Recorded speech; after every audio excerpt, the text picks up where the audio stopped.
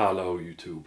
Today I woke up thinking about sports psychology.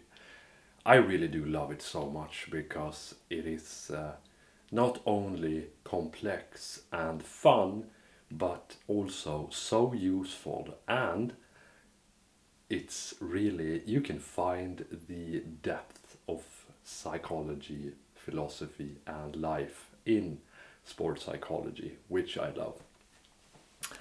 Today, we're going to talk about progress and we're going to learn from powerlifters about discipline and consistency.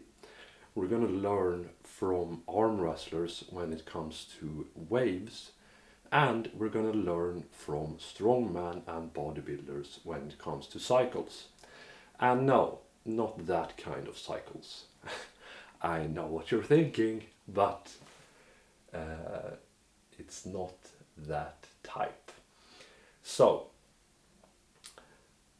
let me give you some short backstory on linear progression. This is something that powerlifters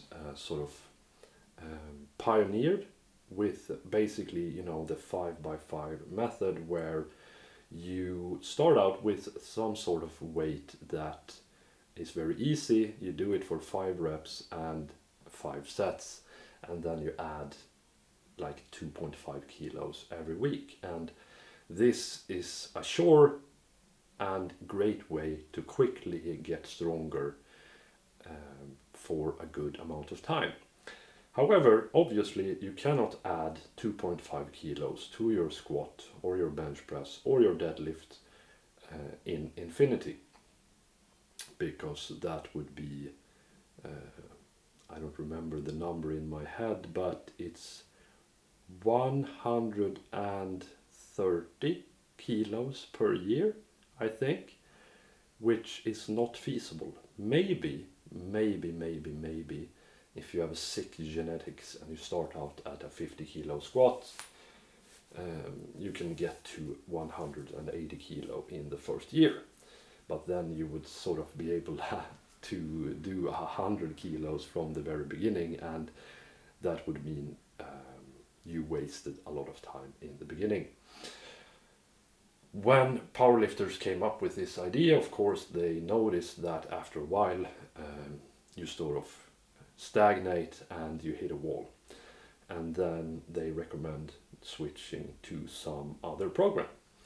But this mindset kept, a lot of people wouldn't let it go, and it caused them, myself included by the way, a lot of trouble with burnout, hitting the wall, maybe injuries sometimes, or just ramping things up to the point where you would get so fried that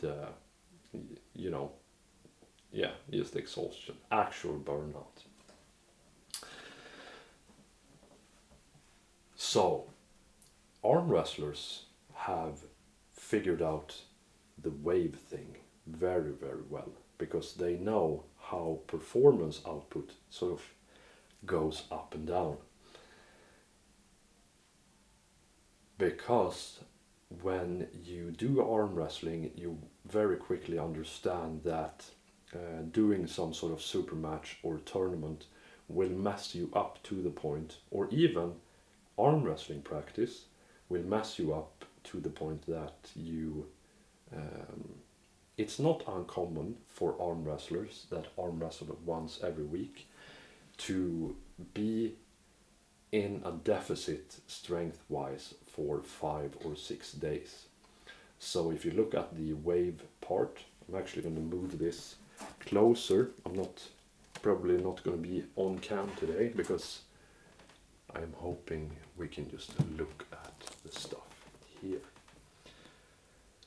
So the waves could be weeks. Every sort of Thursday or Sunday you would have good performance output. But it can also be applied to months. Probably, maybe not years, then something is wrong, but certainly months. each of these peaks could be once every 2 months. And this is something that powerlifters began learning sort of 10 years ago, I guess, maybe 15. And then they would start incorporating more sort of blocks. I'm talking about the general population. Of course, some people understood this earlier. But the same is also true for motivation. And you will at some different points have sort of a different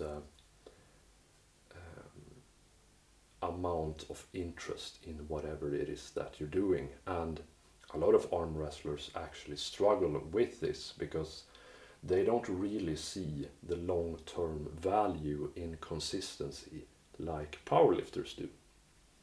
Because it's much easier for powerlifters because they actually have very clear sort of measurements of their performance, whereas with arm wrestling you are pretty much left in the dark. There are no sort of measurements of kilos or pounds on the table. Then at the bottom we have cycles, and this is something that strongmen and bodybuilders have understood for a very, very long time. The model of thinking in cycles is something that is very important to learn. I'm going to make an entire video on this, but it's going to be the most edited and complex video I have ever made. But basically, strongman used to do something like this cycle right here, where if the competition were here, or the season ended here, they would only do cardio for a while, and then they would switch over to normal sort of strength training, bodybuilding, and then they would go over to strongman training. And this would basically be a year, so they could do cardio for like 2 or 3 months, bodybuilding for like 3 or 4 months, and then strongman for the rest of the year during the season. And of course hockey players and football players know this as well. And there in the cycle you change up the process of how you approach your goal. You change up the method. So for a bench presser, this might mean that sometimes you're doing dumbbell press, but at the right time. The method, of course, is the training method and the focus area. They're all sort of connected, because a strongman needs good cardio, or needed. This was before they switched the sport to be just pure strength, whereas it was functional strongman in the past. So now everyone are just sort of fat, super duper mega strong whales. But it wasn't always like that, and it's not like that on the sort of lower levels, which is honestly a much more fun sort of strongman. So you need good cardio, and you need the bodybuilding to add more muscle, as well as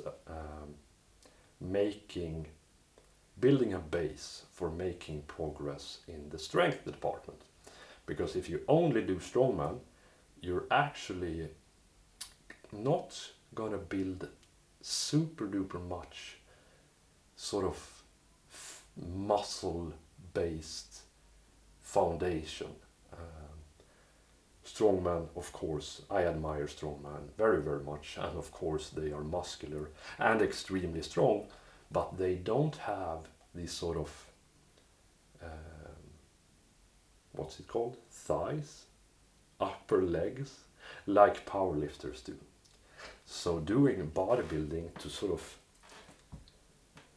build your base, pack on some meat before the strongman season, where you turn that sort of into strength, is a great idea, because you don't want to do that during the strongman season, and you certainly don't want to be doing any sort of long form cardio during the strongman season.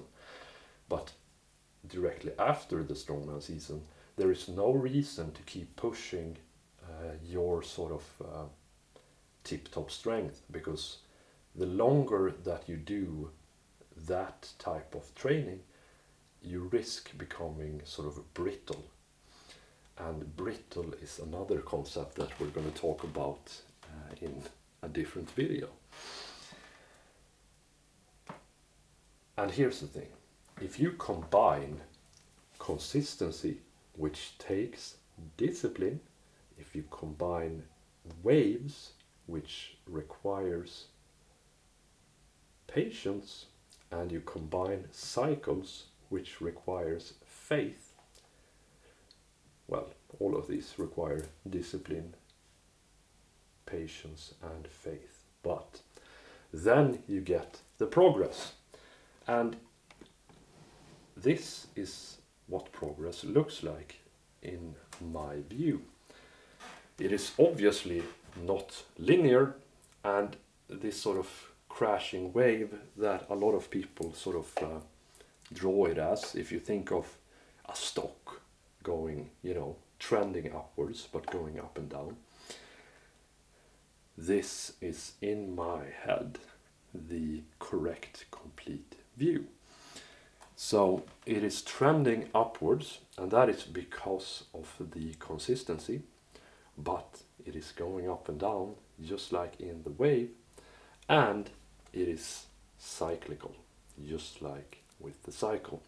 So this is what it looks like from the side, if you think of a normal graph with a stock, and these little dots hopefully are competition meets, tournaments, matches. Or if you draw this sort of progress to, or put this model on your life, it is perhaps the peak of each relationship. It is perhaps your energy level during the day. It is perhaps your happiness level during the seasons of your life. You can, cycles are years, it is relationships, it is your passion for a new job, your knowledge in a new field, etc. This on the lower right side is the front view of the same thing. Because if you think about the cyclical way of strongman training, for instance, it will go like this, because you might improve your cardio and it will stick with you if your cardio is on the left side for the peak. But then after the peak,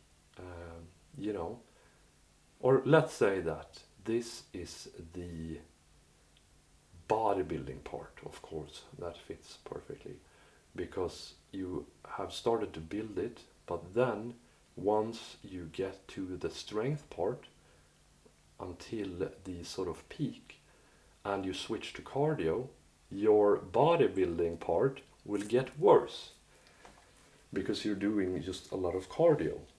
And then once you have finished the cardio and you move more and more into sort of bodybuilding and strongman, your cardio will deteriorate. Perhaps, it's not a perfect representation, but you get the point. And all of this combined will bring you forward and upward. But if you don't incorporate all of these, you will stagnate.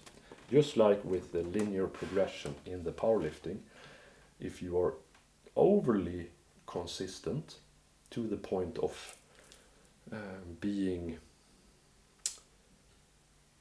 what's the word I'm looking for? Not stuck. Well, stuck in your ways.